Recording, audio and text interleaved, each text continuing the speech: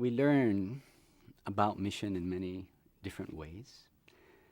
I remember very early on in my time in the Philippines, as I was still understanding how mission works and does not work, I was invited to visit a church with the coordinator of the Mission and Evangelism Committee of the northern part of the Philippines.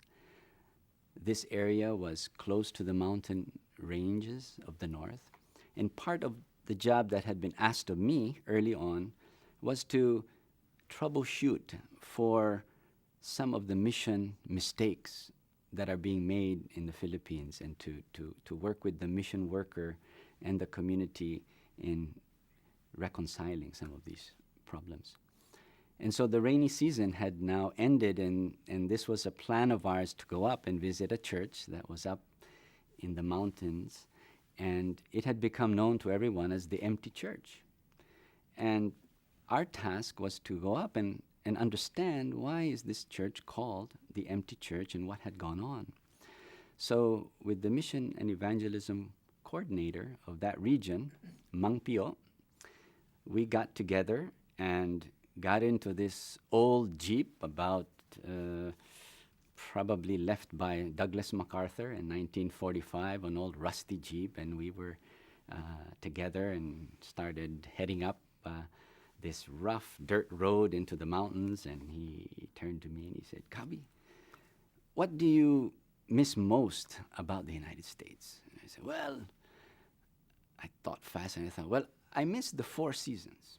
And he said, "Oh, you will like it here in the Philippines because we have four seasons too." I said, "What are your four seasons?" And he said, "We have hot, hotter, wet, and wetter." And I thought, I'm going to like this guy. He's got some character. And we laughed together and we proceeded on. And we then made it a little bit further. And we came over then the crest of a mountain after some maybe 4 or 5 hours of driving. And I could see down in the valley a small community with nipa houses surrounded by rice terraces. And there was a white building in the center, a boxy white building. And so we went on down and got closer. And when we went on inside, I discovered inside the building, it was a beautiful church. The pews were there were Bibles, there were hymnals, there was the altar table, there was a little sound system in place. I thought, this is really beautiful and well done. And so we then proceeded to talk with the members of the Council of Elders, which would be here, the session. And the question was going to be, why is this church empty? Why is it not used? And so the council, as they're called, looked a little different. They weren't what I would have expected as a normal session. They were in ethnic woven clothing and just in sandals, and basically we were sort of sitting just around on some logs outside on the ground. And so we presented the question, why is this church empty?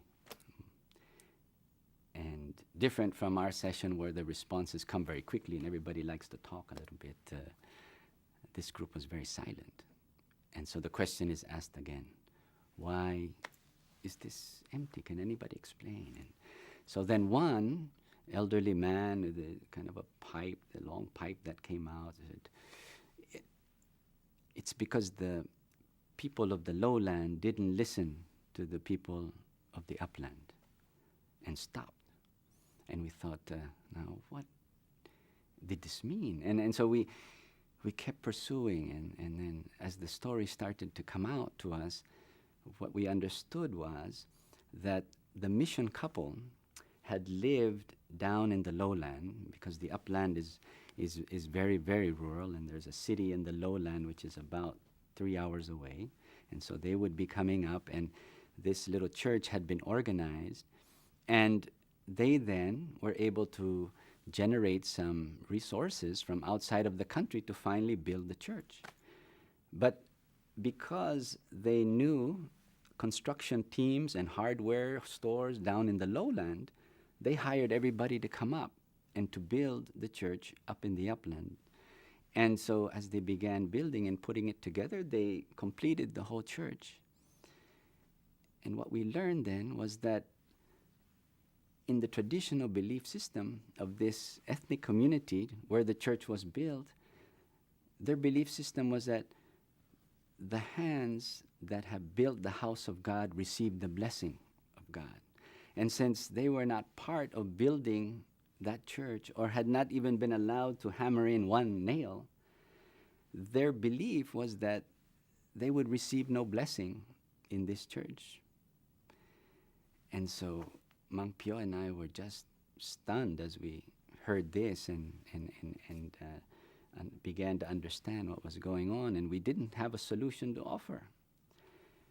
But on the way down, as we drove back down, I'll never forget, Mang Pio said to me, I guess, Cobbie, the lesson here is if we want to do mission effectively, we better start with listening and asking questions and not start with our answers. That we need to listen and include the people that we're speaking to. We need to be receiving their questions and receiving some of their answers before we just jump at them with our answers. And this was a very important lesson to me in how to do mission, that we can't just go out there and start with our answers. We need to begin by listening to their questions and listening to their ideas and drawing it into the plan of what we're trying to do. And that is an important lesson that I've received in mission.